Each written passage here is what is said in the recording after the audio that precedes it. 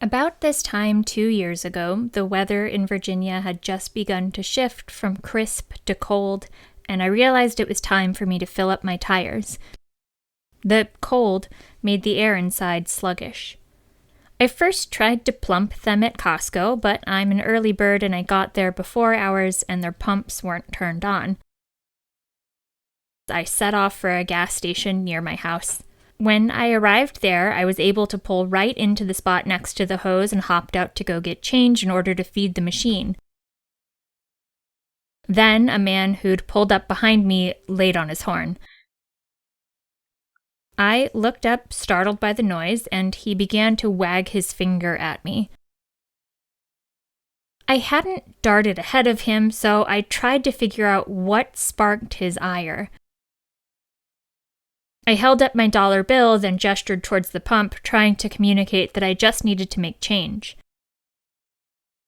In response, he pulled a firearm and laid it on the dash. For that man and Airman First Class Smith, there's just something about gas stations that calls for brandishing a firearm. This is Conduct Unbecoming. I'm Erin, and I'm your host.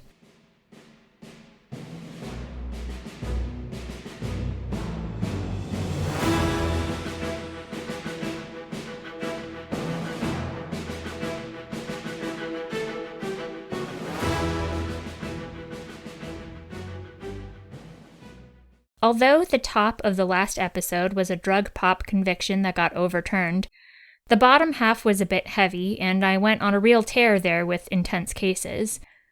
So this one is a little lighter, and no one gets hurt. But there's an interesting First Amendment tie that I think calls for coverage. Airman First Class Samuel Smith was stationed in Creech Air Force Base in Nevada, northwest of Las Vegas. In January 2020, while stationed at Creech and attached to the 22nd Attack Squadron, a friend of his, A.L., returned to the greater Las Vegas area following a deployment. Let's call A.L. Andy. Andy did what a lot of single service members do while they're deployed. He put what he couldn't bring with him into storage to be scooped up when he returned. Fun fact about storage units, if a service member is renting one, the storage facility is prohibited from selling their belongings if they default on the payment. Smith met Andy over at his storage unit on Saturday, January 11th, and the two loaded some of Andy's belongings into Smith's car and drove off to kick off the weekend and have drinks with Smith's friends. After drinks, Smith stopped at a gas station in Moapa, Nevada. Moapa is pretty small. The town is home to just under 800 people, and Moapa Valley is home to about 7,000. That day, 2 people worked the shift at the Moapa AM/PM, AB, who we'll call Abigail, and a second convenience store clerk who I think was a minor at the time. When Smith and Andy arrived at the gas station, Smith pulled up to one of the pumps and got out to, I'd assume, pump gas and make a stop in the mini-mart. Andy stayed in the car, FaceTiming with his girlfriend. Abigail began her break and exited the AM/PM, passing Smith. I wish there was a little bit more detail here because the various opinions and briefing make clear that as Abigail passed Smith, she let him know that the other clerk could not sell him cigarettes, but that she could. I wish there was more detail because this seems like a weird thing to just announce. There has to be more background. At first, I wondered whether Smith regularly stopped at the AM/PM to buy cigarettes and Abigail recognized him. But looking at the map, that seems unlikely. Moapa is northeast of Las Vegas, whereas Creech is northwest of Las Vegas. There wouldn't be a lot of reasons for Smith to regularly stop in for tobacco products, especially because there's never a shortage of tobacco on base. With that geography in mind, I've concluded the most likely scenario is that Smith announced in some way that he was there to buy cigarettes, perhaps to Andy as Smith left the car, and that Abigail heard that announcement and advised Smith he'd have to wait for her to take her break. Whatever the case, Smith entered the shop while Abigail took her break, visiting briefly with her mother and brother. While Abigail visited with her family, Smith got to the front of the line and asked the cashier for his preferred brand of smokes. The clerk hadn't suddenly turned 18 in the preceding 5 minutes and still couldn't sell the tobacco to Smith. In 2021, Nevada changed their law to match California law and prohibited tobacco sales to those under 21 years old. But back in 2020, that qualifying age was just 18. The clerk went outside to ask Abigail to come complete the sale to Smith. In spite of it being her break, Abigail did in fact return, at which point Smith began to complain to Abigail about their customer service at the shop. A regular at the AM/PM named Mickey told Smith to stop denigrating Abigail, reminding him that she was just doing her job and that she was doing it well. Smith told Mickey to stay out of it if he didn't want to get hurt. I get that cravings, nicotine addiction, and withdrawal are real, but I genuinely struggle to understand what set Smith off. He said he wanted cigarettes. The clerk went to get Abigail to sell him cigarettes. Abigail returned from her break to sell him the cigarettes, and he lost his mind, ranting about how unprofessional Abigail was. Smith and I have vastly different concepts of how professional someone working the checkout counter at a rural gas station needs to be. Smith would probably be horrified to know that when I sit down at my desk, I often kick off my shoes and contort myself like a pretzel in my office chair. Not demure, not mindful, probably not professional. Smith nevertheless completed his transaction, then left the shop. Another patron asked him to move his car so that they could use the pump, and Smith began complaining to them. The patron described Smith as disturbed and angry, using profanity-laced language to whine about not getting his tobacco fix fast enough, or however he chose to describe it. Abigail and her family returned outside so she could take the rest of her break, and Smith pulled up parallel to the front door where Abigail and her family stood, with Andy's side, the passenger side, closest to Abigail. Smith was still upset and began yelling out Andy's window. He directed most of his anger at Mickey, who he referred to as that pretty boy mother effer in there. He told Abigail that Mickey needed to watch his back because, quote, there are some hard-hitting guys in the street. Abigail, understanding the absurdity of the situation, chuckled at Smith and directed him to leave and not return. This was untenable for Smith, who surely could easily structure his life so as to never be at the Moapa AM/PM again, but he attempted to resolve the issue by drawing a firearm and pointing it at Abigail out Andy's window, firearm drawn across Andy's body. Andy had a lot more common sense and pushed Smith's gun arm down before Smith sped off. Abigail returned to the shop once more and first thought of calling the police. With Smith finally gone, though, she elected to call the owner of the gas station first. The owner did not suffer the same hesitation and summoned Las Vegas Metropolitan Police. Responding officers sat with the owner and reviewed what security footage was available, listening to some of the confrontation. The officers didn't ask the owner to download a copy for them or to otherwise preserve it, which feels reminiscent of episode 46, Texas v. Murphy. This seems like another time when maybe it makes sense to just download a copy of the footage the police were so interested in. On January 12th, the day after the bonkers confrontation, Smith called the AM/PM. One would hope he was remorseful, but his inexplicable anger continued. He'd stewed overnight about not receiving his cigarettes fast enough, about the audacity Mickey had telling him that Abigail was just doing her job, about Andy pushing his drawn firearm down and directing him to leave. CM, who we'll call Chelsea, was on shift that day and answered Smith's call. Chelsea wasn't at the station the day before. She was unfamiliar with the trail of chaos Smith left.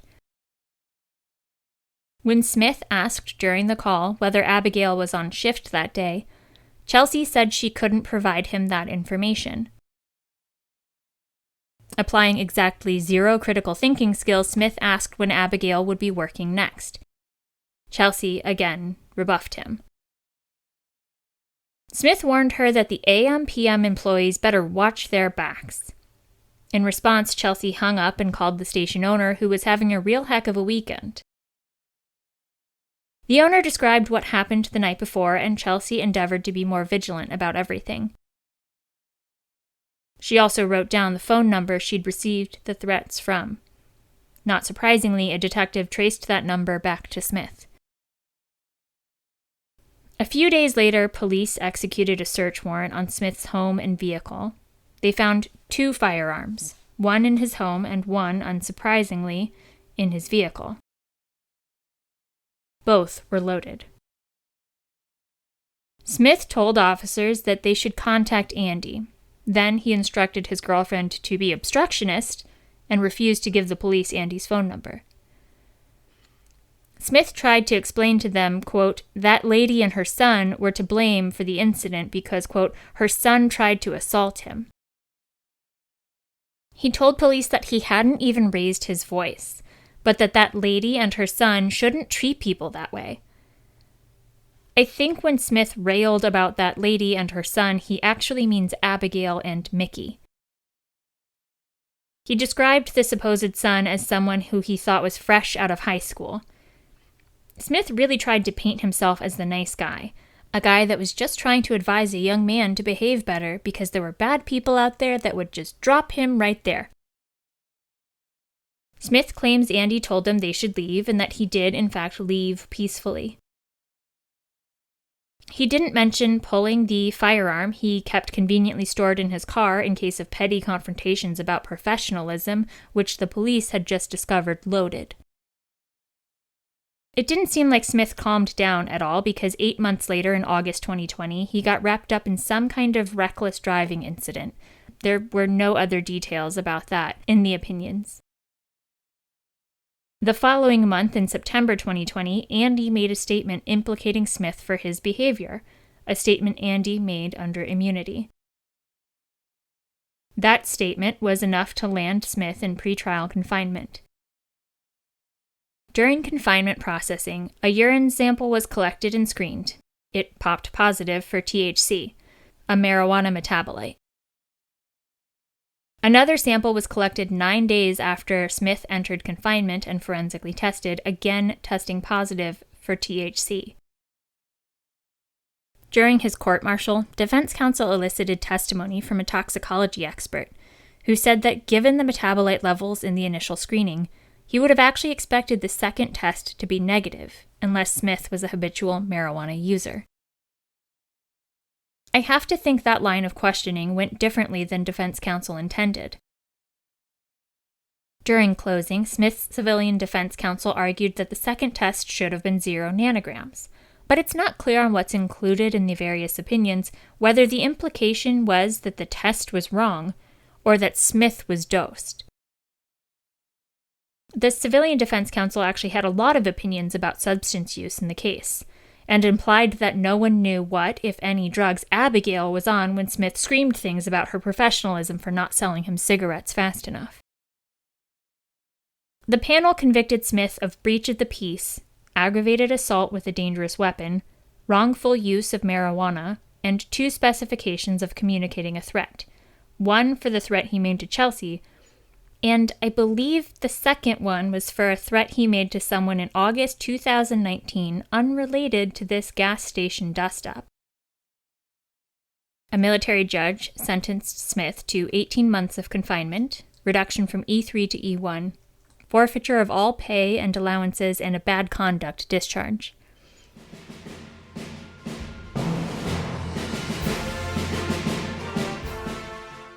In his appeal to the Air Force Court of Criminal Appeals, Smith raised 7 potential assignments of error.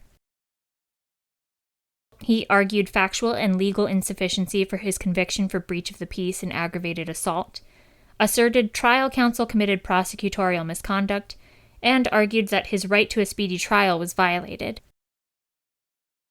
He trotted out the pretty common argument that he had a constitutional right to a unanimous guilty verdict, but the military courts have been clear that he did not.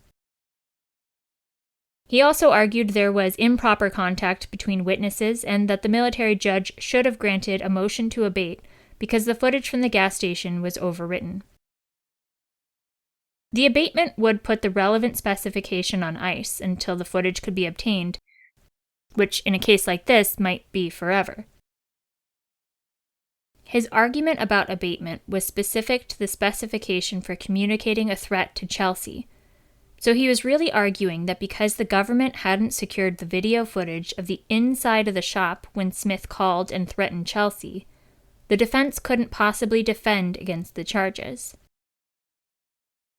This, in spite of the fact that any footage would have only captured Chelsea's side of the conversation if it could be heard over the hum of fridges, freezers, drink machines, and any other noise pollution common to a gas station convenience shop. The footage couldn't capture Smith's threats. Chelsea's testimony, along with phone records confirming receipt of the call from Smith's number, would all get at the same things. The AFCCA found error only with respect to the factual and legal sufficiency for Smith's aggravated assault conviction, sustained for pointing his firearm at Abigail. They concluded there wasn't enough evidence of Smith's intention to inflict bodily harm on Abigail, or that the firearm was loaded on January 11th. Accordingly, they affirmed a conviction for the lesser-included offense of simple assault with an unloaded firearm. They reassessed his sentence by reducing it to confinement for a total of 10 months, reduction, forfeiture, and a bad conduct discharge. They affirmed the remaining findings. Smith appealed his case to the Court of Appeals for the Armed Forces, alleging error with his breach of the peace conviction. Specifically, Smith challenged the constitutionality and legal sufficiency of his conviction. The conduct underlying the conviction was Smith's unhinged ranting at Abigail and her family, warning the pretty boy mother effer that he better watch his back because there were hard-hitting people in the streets. I think the only reasonable conclusion to draw is that Smith believed himself to be one of those hard-hitting people in the streets in, near, and around Las Vegas. To kick things off, CAF observed that Smith was convicted for aggressive comments he made off base, far from base, out of uniform, while he wasn't on duty. That made for some pretty excellent road mapping from the court. It was clear they were about to reverse the conviction for breaching the peace. CAF observed that the AFCCA considered Smith's comments in the broader context in which they were made when they concluded that Smith disturbed the public's entitlement to tranquility, peace, and good order. Smith maintained that the screamy speech he delivered was constitutionally protected, specifically that he did not use fighting words. Article 116 of the Uniform Code of Military Justice makes it a chargeable offense when a service member causes or participates in any riot or breach of the peace. This can include partaking in a violent or turbulent act, like storming the Capitol building and calling for the execution of members of the federal government, or by using provocative speech. In the event that provocative speech disturbs the peace, it might include loud speech if the language can reasonably be expected to produce a violent or turbulent response. To be clear, the government can place restrictions on service members' free speech rights because of the unique character of the military community and mission. For instance, the Hatch Act of 1939 limits the political participation and speech of federal employees, generally while they're on duty in a federal facility or while using federal property. Most people I know restrained by the Hatch Act err on the side of silence. This limitation may also serve as a protective feature should future federal office holders demand social media fealty from the armed forces. If Smith's comments screamed at Abigail while he was in civilian clothes from a car that didn't seem to reflect he was in the Air Force, didn't interfere with the military mission, and weren't in a category of prohibited speech, the Article 116 conviction wasn't going to stick. Prohibited speech includes incitement to imminent lawless action, obscenity, defamation, speech that's integral to criminal conduct, fighting words, child sexual abuse materials, fraud, true threats, and speech presenting some grave and imminent threat that the government has the power to prevent. The government contended Smith's speech was unprotected because, first, it offered no societal value and was outweighed by order and morals, and second, it was dangerous speech.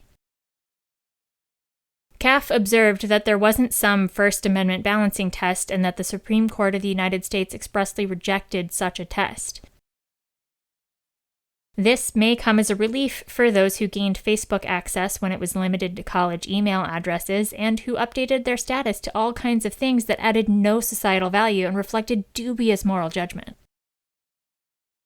Precedent from the early 1900s deemed speech that presented a clear and present danger to be prohibited speech. The most common example of a clear and present danger is someone yelling fire in a crowded theater. But that precedent has evolved, and the dangerous speech category has been supplanted by incitement. CAF evaluated whether Smith's rage-fueled rant was likely to incite any imminent lawless action. The government contended that Smith's screaming might incite a physical altercation between himself and Mickey. But Mickey was inside the entire time Smith played a game of threat telephone, screaming at Abigail to tell Mickey to watch his back because of the hard hitters. CAF also evaluated Smith's speech under the prohibited category of fighting words.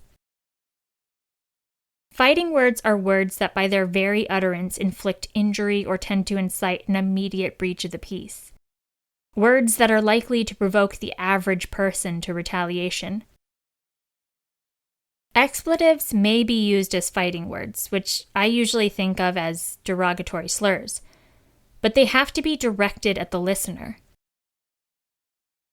In CAF's previous application of this Supreme Court precedent, they held that fighting words must constitute a direct personal insult. Smith did refer to Mickey as that mother effer, but he referred to him by that expletive to Abigail, not to Mickey himself. Finally, CAF also concluded that Smith's ominous threats that Mickey needed to watch his back were not true threats for two reasons. First, the threat was conditional. Someone might try and harm Mickey if Mickey failed to watch his back. Second, Smith didn't threaten to harm Mickey himself. Remember, it was just an advisement that there could be some unnamed hard hitter with a grudge to be worried about. Totally not Smith himself, because he left the quiet part quiet and didn't identify himself as the hard hitter. CAF concluded this statement was not a true threat, but rather an ominous and vague enough warning. CAF concluded that Smith's comments didn't fall into any of the unprotected categories. That left all those comments as constitutionally protected by the First Amendment.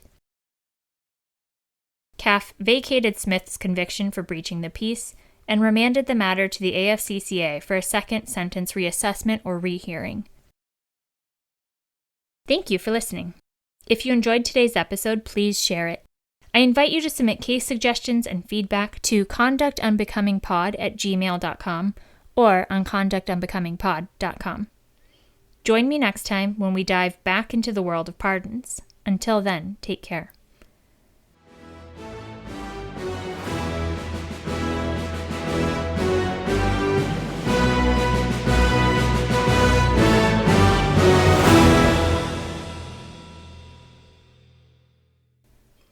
Conduct Unbecoming is a podcast where I get to talk about interesting crimes and cases that involve U.S. military service members. I research, write, and produce the podcast myself. The opinions expressed are my own, and perhaps it's obvious. Conduct Unbecoming is not approved, authorized, or endorsed by the Department of Defense.